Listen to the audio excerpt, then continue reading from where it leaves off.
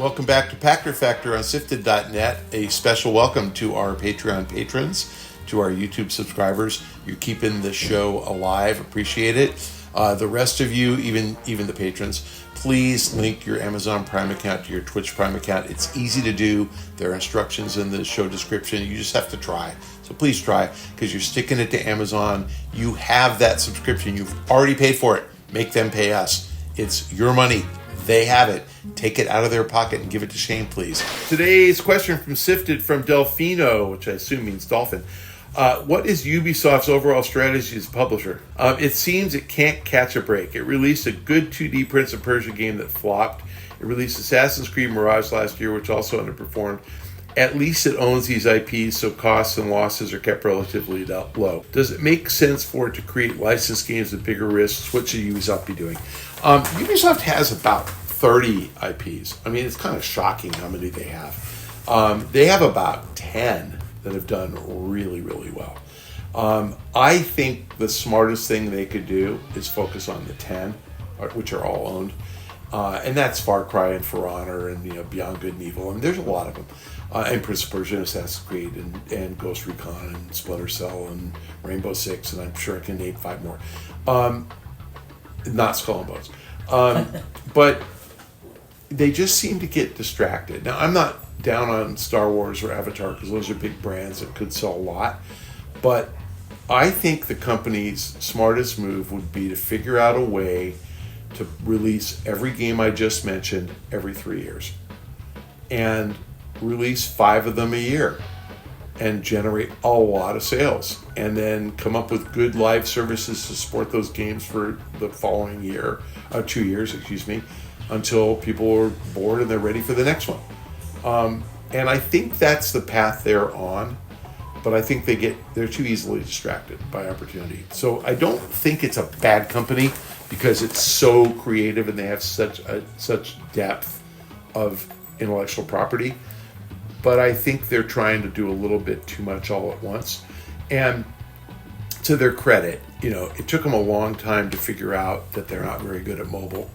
And so they've never really put any money into it. It took them a long time to figure out how to do free-to-play. They've done a pretty good job with Rainbow Six, mixed reviews on The Division. Ultimately, I think that they don't know how to do free-to-play very well.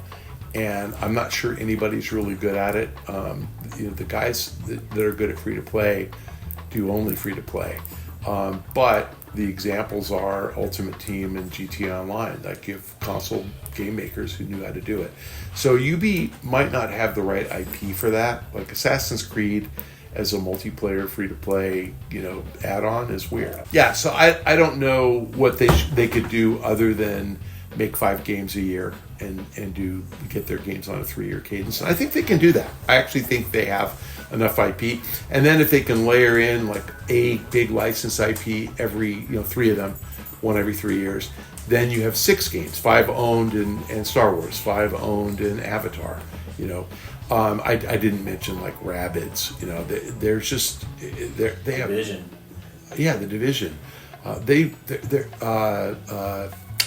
was that stealth game that they had? Splinter Cell. No. We've forgotten about Splinter Cell. The other stealth game. The one with the guy where the guy would look at his phone and he could figure out. Watch Dogs. Yeah, Watch Dogs. I mean, so there's so many of them. And again, is Watch Dogs something that you can sequel every 3 years? I don't know. Probably not.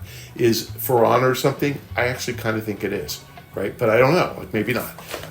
But they have a lot of IP. It's kind of crazy how much they have. And there's probably games that came out before 2001 that I don't remember that are really big. So Just Dance.